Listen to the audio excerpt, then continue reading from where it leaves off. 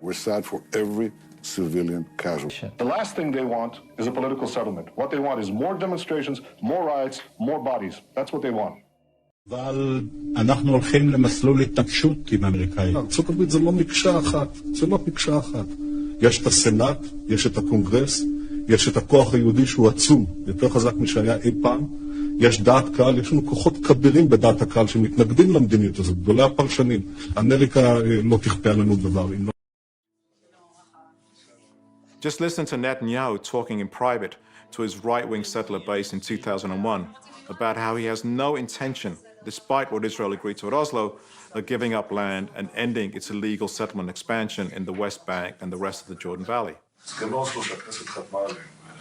שאלו אותי, מה כבר תתקיים? תתקיים, בתנאי כפוף להדדיות וצמצום הנסיבות. אבל איך נצמצם את הנסיבות? אני אתן פירוש להסכם שיאפשר לי להפסיק את הדהירה הזאת לקווי 67. איך עשינו את זה? אף אחד לא אמר מה זה אתרים צבאיים מוגדרים. אתרים צבאיים מוגדרים, אני אמרתי, אלה אזורי ביטחון. בקעת הירדן, מבחינתי זה אתר צבאי מוגדר. Netanyahu is clear that Israel's not giving anything up. But he's also very clear that the way to make that argument is to invoke security threats. And he's especially confident that he can manipulate the American people to buy into this argument. אתה לא מפחד מהעולם, ביבי. במיוחד היום עם אמריקה, אני יודע מה זה אמריקה. אין כזה דבר שאפשר להזיז אותו בקלות, להזיז לכיוון הנכון. And this, of course, is exactly the cases made to the American people time and time again, whenever Israel's been called out for refusing to end the occupation and its settlement project. We're willing to make great concessions for peace, but there is something that I will never compromise on, and that's Israel's security.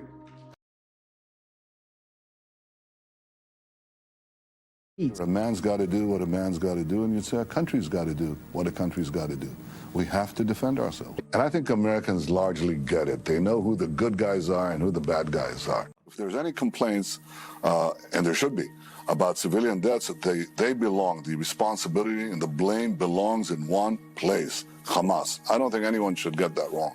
They use telegenically dead Palestinians for their cause. They want the more dead, the better. And I do see a lot of old friends here. And I see a lot of new friends of Israel here as well. Democrats and Republicans alike. The border will be different than the one that existed on June 4th, 1967. Israel will not return to the indefensible boundaries of 1967.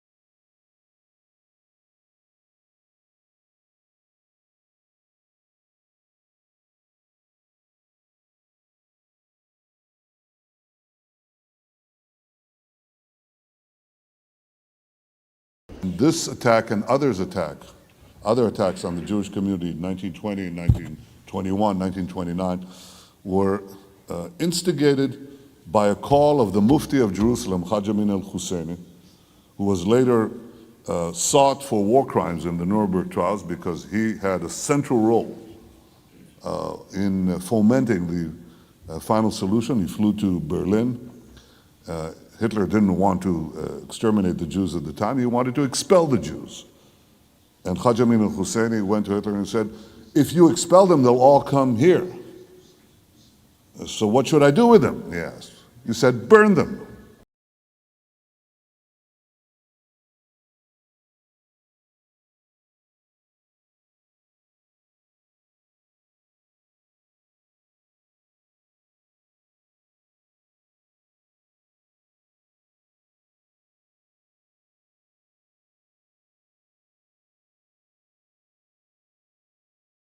If history has taught the Jewish people anything,